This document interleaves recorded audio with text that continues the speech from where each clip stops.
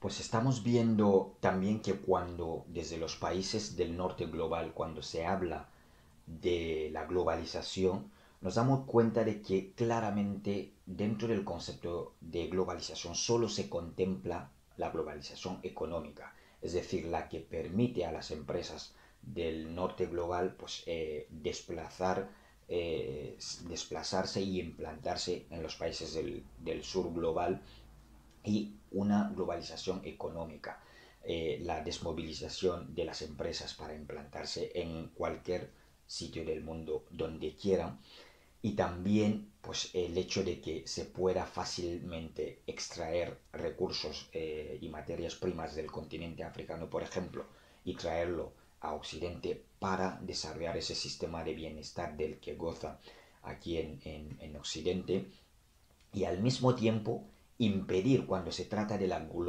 globalización humana, pues impedir que los africanos, por ejemplo, puedan migrar o utilizar las vías legales para migrar hacia Europa.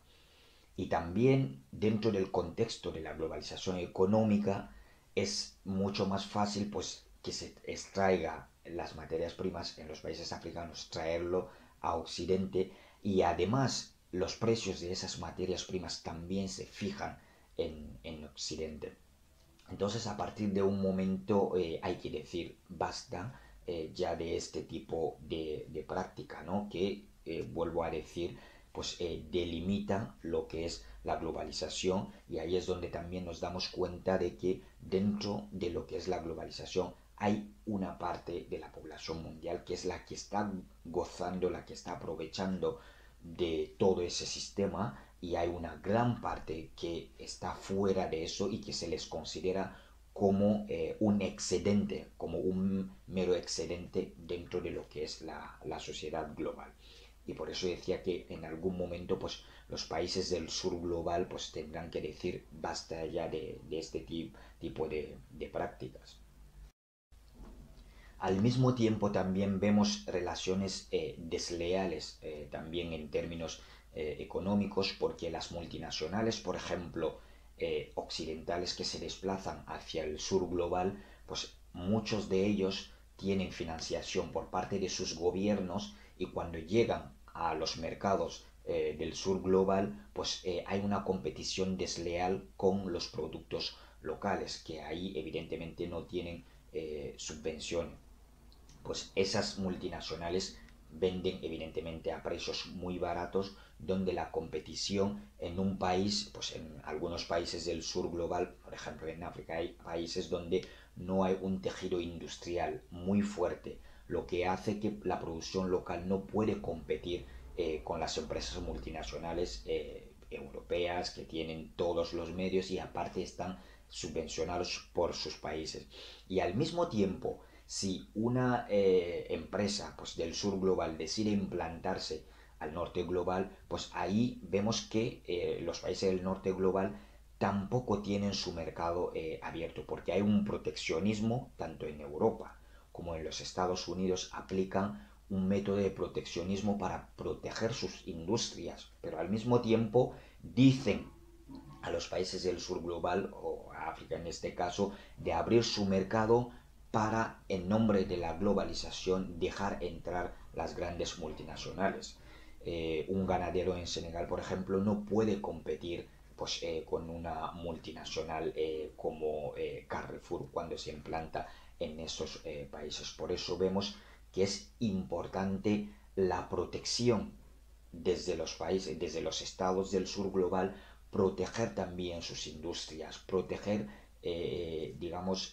sus agricultores, proteger a sus ganaderos para que no haya una competición desleal, una competencia, perdón, desleal entre las multinacionales que llegan y también pues los productores locales. Y esas multinacionales en muchas ocasiones pues tampoco pagan los impuestos en un sistema impositivo normal como lo hacen en otras partes del mundo, por ejemplo. Entonces son cuestiones bastante muy estructurales que los estados del sur tienen que tener en cuenta para proteger sus producciones locales. Se puede hablar del tema de la leche, que en Europa pues financia a las grandes multinacionales, les financian la producción y todo, y van a los países del sur global donde no existe esta financiación, donde el ganadero tiene que trabajar desde la cadena, desde el principio de la cadena hasta el final,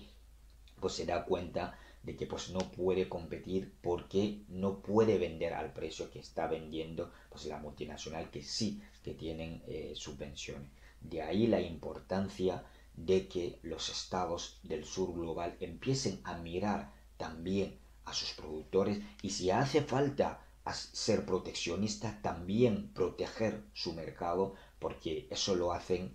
cualquier otro país, o incluso las grandes potencias. He cogido el ejemplo de los Estados Unidos y también el ejemplo de Europa, que sí protegen, son proteccionistas en muchas ocasiones con muchos productos que tienen aquí en Europa, y evidentemente no dejan entrar de cualquier manera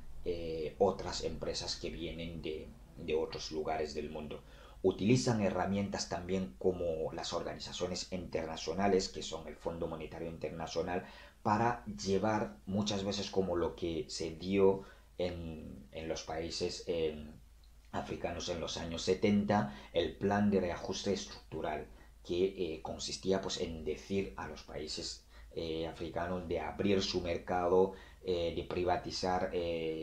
temas muy importantes, como por ejemplo sectores importantes como la educación, la sanidad, pues todo ponerlo en manos de privados. Entonces es importante que esas políticas públicas se ejerzan desde los estados del sur global para proteger, si realmente se quiere tener un buen tejido industrial, y también proteger a las producciones locales. Es importante también el hecho de que se pueda permitir a los agricultores, los ganaderos o las pequeñas y medianas empresas en esos países donde recuerdo que no hay un buen tejido industrial, es importante pues que se pueda permitir hacer préstamos a gente emprendedora en esos países para que puedan emprender y mover el tejido industrial y mover también la economía en esos países. Sabemos que es difícil porque volvemos a lo mismo. Los grandes bancos están en manos pues, de los países occidentales, que son los que aplican incluso a veces la política económica que se va a llevar en esos países africanos, y a su vez pues muchas veces no dan préstamos a